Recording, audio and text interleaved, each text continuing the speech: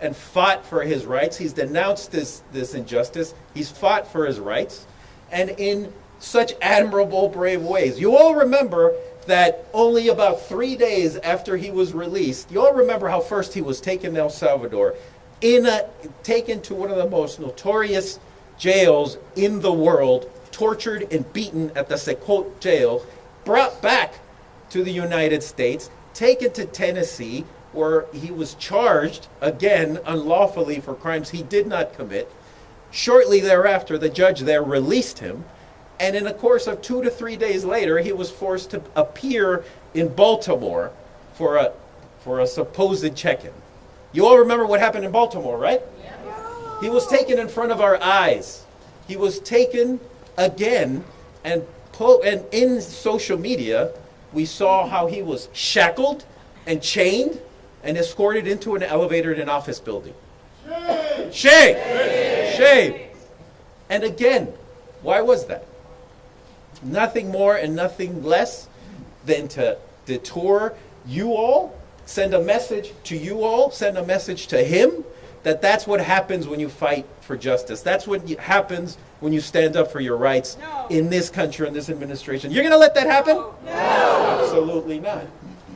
And let's remember what Kilmar bravely said while he was being taped and that propaganda, social media that DHS tried to reveal when they tried to humiliate him and tried to shackled him and escorted him to that elevator in Baltimore. You all remember what he said when he looked straight into the camera?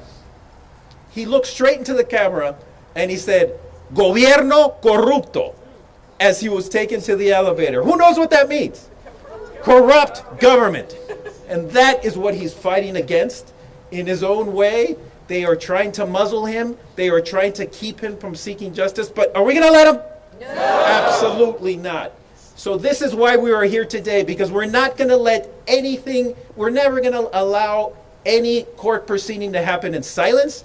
We're never going to allow any of these proceedings to happen in a way in which the American public is not shown the injustice and the farcity of which this court here, of this whole process is being underscored. So I am proud to be here with our allies. I'm proud to be here with champions of justice and our champions for the immigrant community to make sure that none of this goes unseen, goes unheard, and we fight the government every which way, because one thing we're doing is we're taking names, we're taking notes, we will seek justice, we will have justice no matter what we hear from the court today. So, justice! Justice! Justice! Justice! Justice! Justice! Thank you. And now, I'd like to bring some champions up to the podium who have been here with us, fighting the whole way, making sure that this does not go into the shadows. And first, I'd like to bring up one of our huge champions in the immigrant community, Council Member Natalie Fanny Gonzalez, who's been and stood with Kilmar his entire time. Thank you so much. Good morning, everyone. Again, my name is Natalie Fanny Gonzalez. I'm a council member in Montgomery County, and I'm proud to stand with our immigrant community and our allies. I'm an immigrant myself, and when I came to this country many years ago, I was a teenager, not that young at this point. I remember that my mom told me, we're gonna move to the United States because that's a nation that believes in protecting people. That's a nation that respects the rule of law. That's what my mom told me. And as I look back, I think that this country is changing in front of our eyes. When we stop respecting due process, we stop respecting democracy. We stop losing our values, and we cannot allow that. That's what's happening today in this case. As Americans, and now I love this country. I love the United States of America. I am so proud to be here, and I'm grateful. But we cannot just close our eyes and think that what's happening today in this nation can be avoided. You need to speak up. And due process is part of those values that we embrace when we say that we respect democracy, not just here, but around the world. So thank you so much for having me, and we're going to keep fighting to respect our values, to respect our immigrant community and to ensure that we are moving forward as a nation. And that's never going to happen if we don't speak up and show up as we're doing today. So thank you for having me today.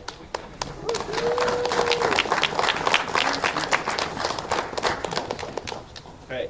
Now I'd love for our chorus here to sing with us, to lead us in a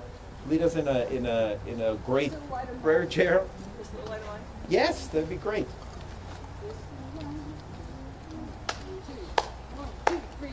This little light of mine, I'm gonna let it shine. This little light of mine, I'm gonna let it shine. This little light of mine, I'm gonna let it shine. Let it shine, let it shine, let it shine. Everywhere I go, I'm gonna let it shine. Everywhere I go, I'm gonna let it shine. Everywhere I go, I'm gonna let it shine. Let it shine, let it shine, let it shine. In Greenbelt, Maryland, I'm gonna let it shine. In Greenbelt, Maryland, I'm gonna let it shine. In Greenbelt, Maryland, I'm gonna let it shine. Let it shine, let it shine, let it shine. In community, I'm gonna let it shine. In community, I'm gonna let it shine. In community, I'm gonna let it shine. Let it shine, let it shine, let it shine. Standing up for Kilmar. Standing up for Kilmar, I'm gonna let it shine. Standing up for Kilmar, I'm gonna let it shine. Standing up for Kilmar, I'm gonna let it shine. Let it shine, let it shine, let it shine. Hiding under a bushel. Hiding under a bushel, no! I'm gonna let it shine. Hiding under a bushel, no! I'm gonna let it shine. Hiding under a bushel, no! I'm gonna let it shine. Let it shine, let it shine, let it shine. This little light of mine, I'm gonna let it shine. This little light of mine, I'm gonna let it shine. This little light of mine, I'm gonna let it shine. Let it shine, let it shine, let it shine. Let it shine, let it shine, let it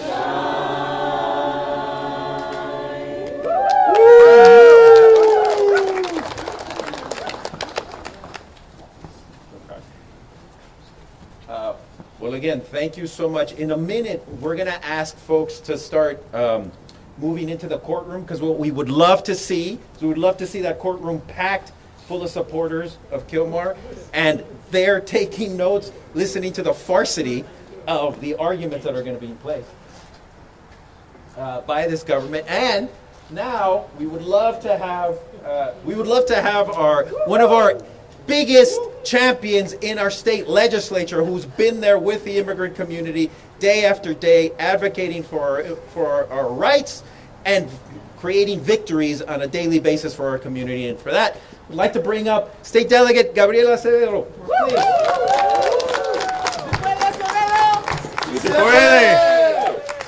Good morning. I'd like to thank CASA. I'd like to thank all of the members of the Immigrant Justice Coalition that continue to show up in our state's capital, continue to advocate for our immigrant neighbors, and ensure that we are not just doing all that we can legislatively as a state, but we're standing up for and with immigrant communities. I'm a proud immigrant from Trinidad and Tobago, but my family, my Hispanic heritage, is from Venezuela, and I'm very proud of that.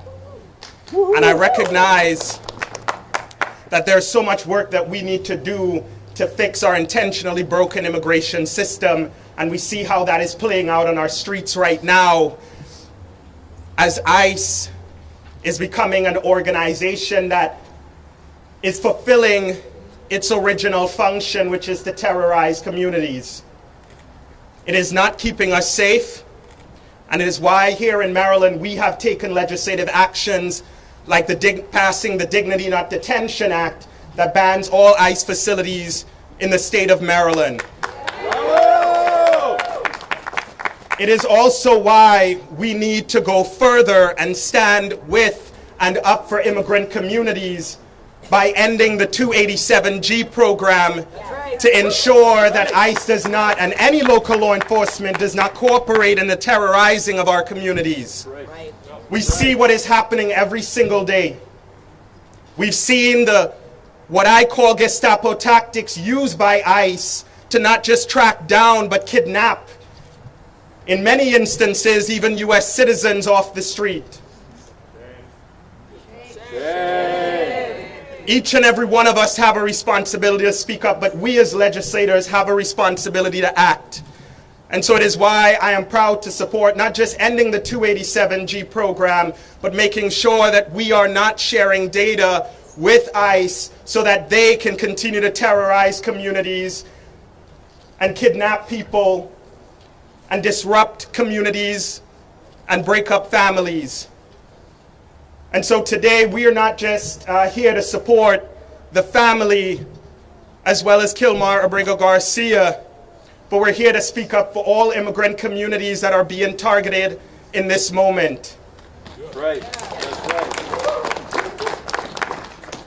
We also understand the racism in how immigration policies are enforced.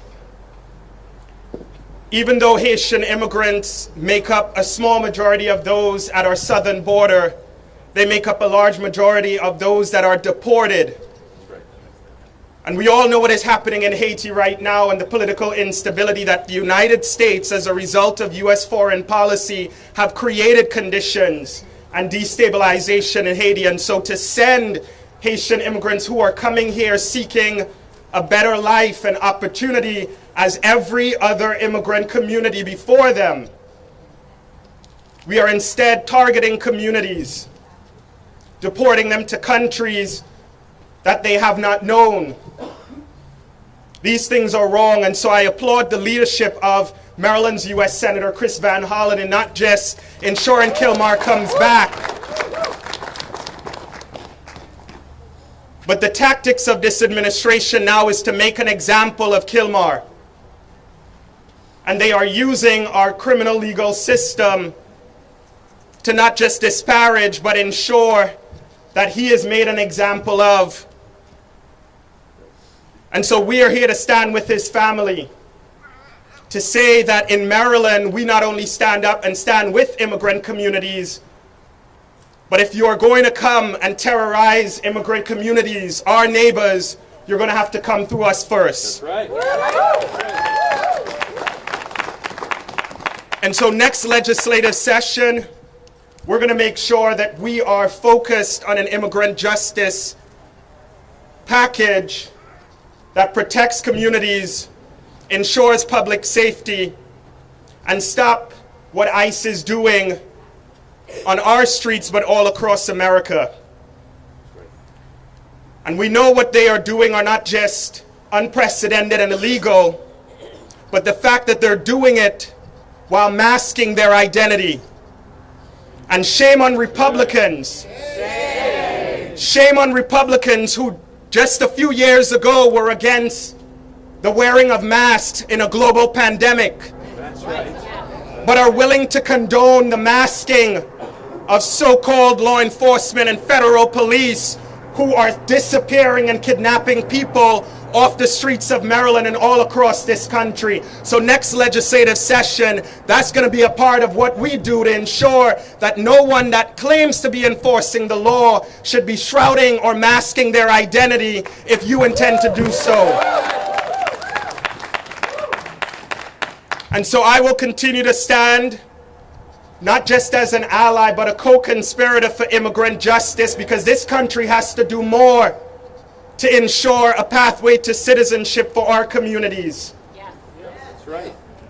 I proudly represent Maryland's 39th Legislative District, but I recognize that my lived experience as an immigrant is no way removed from that of my immigrant neighbors, regardless of their legal status, because in Maryland, we don't value legal status, we value the person and what they bring to our community.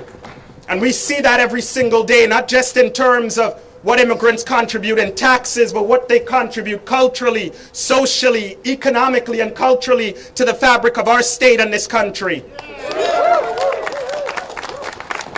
So let us continue to stand up, and I'm proud to stand with my fellow colleagues in elective office to make sure that we are standing with immigrant communities and supporting legislation at the federal level that finally fix a system that is racially disparate in who it prioritizes, who it targets, and who is considered legal in this country. We have to do more. It's why I have supported the Venezuelan act that is currently before the U.S. Congress that would provide a pathway to citizenship for Venezuelans who have been in this country and contributed so much. We have to do more. And so I thank CASA and I thank all of the organizations that are here to say loudly and clearly, bring Kilmar home. Bring Kilmar home. To bring Kilmar home. Bring Kilmar home. And justice for every single immigrant in our state and this country. Solidarity and thank you. Thank you, Lord. Justice. What do we want? Justice! What do we want? Justice! And thank you so much, Delegate. That was a beautiful summary of why we're here and the clear through line between the abduction and the kidnapping of Kilmar Abrego Garcia and the fight for justice that continues, the struggles that are happening right now in D.C. with the federal occupation and the collaboration of D.C. police, the occupation of Chicago, and now the move to Charlotte, North Carolina, because if one thing you take home today, you'll know that these people, us, our community, our brave champions, will be in the fight and will show up and show out, whether it's in front of a courtroom, whether it's in a state capitol, whether it's in a county municipal building, or whether it's in front of the White House on Capitol Hill. Will you be there? Yes. What do you want? Justice. When do you want it? Now. Let's go get justice. Thank you so much. And we have one final closing. I'm so sorry. We're going to have a final closing by Rabbi Mark here, and then we'll go into the courtroom. Thank you so much. Rabbi Mark. That's okay. I'm Rabbi Mark Israel. I'm proud to stand here with CASA, with behalf of the Congregational Action Network, to offer this prayer as we head into the courtroom. We call upon you, God, who we know by so many names, Source of life, Eternal One, the Spirit of justice and compassion. We are gathered as one community, many voices, many traditions, united by the belief that every human being is created with dignity and created in your divine image. Every human being deserves safety, belonging, and love. There is no such thing as an illegal person. Our sacred texts remind us that you shall not wrong or oppress a stranger, for you were strangers in the land of Egypt, and our prophets call upon us to seek justice for all. Today we lift our prayers for Kilmar Abrego Garcia, for his family, who long for his return. We pray to you, O God, to protect him and to give him peace, and for all the immigrants who journey with hope in their hearts. Immigrants like my family who came here, my father's family who came here following World War II, seeking a place where they would not be persecuted. That is what we seek for all people who are in America. We pray on behalf of the immigrants who are in Charlotte, who are in Chicago and California, and right here in Maryland, being taken from school buses, from parking lots, right off the GW Parkway. It is our duty to stand with our neighbors, to protect our neighbors. We pray, oh God, for Judge Paula Sinis, who's been entrusted with the responsibility of hearing this case. We pray that her heart will remain open, that her mind will be clear, that she will continue to look out for the rights of those who are in need. We pray for Kilmar's family, for Jennifer and for the children who are living with the uncertainty. We pray that they will find comfort within their hardship, that our strength that we stand here with them today will give them greater resolve as they move forward, knowing the solidarity and the love that we share with them. We pray for all immigrants and refugees, that they may find welcome, safety, and opportunity. May our nation remember its calling to be a place of refuge, a place that lifts up and does not stomp upon those who come here, a place where all people can come and realize their dreams. And we will continue to protect and to stand with our neighbors wherever they are from. We stand together in this, and we ask your blessing upon this assembly with courage to continue this work of justice, to strengthen our hands, to defend the vulnerable, to open our hearts to the needy, and to remind our leaders of their responsibilities and to act with compassion. May we leave here resolved to walk together in the paths of peace and justice and love.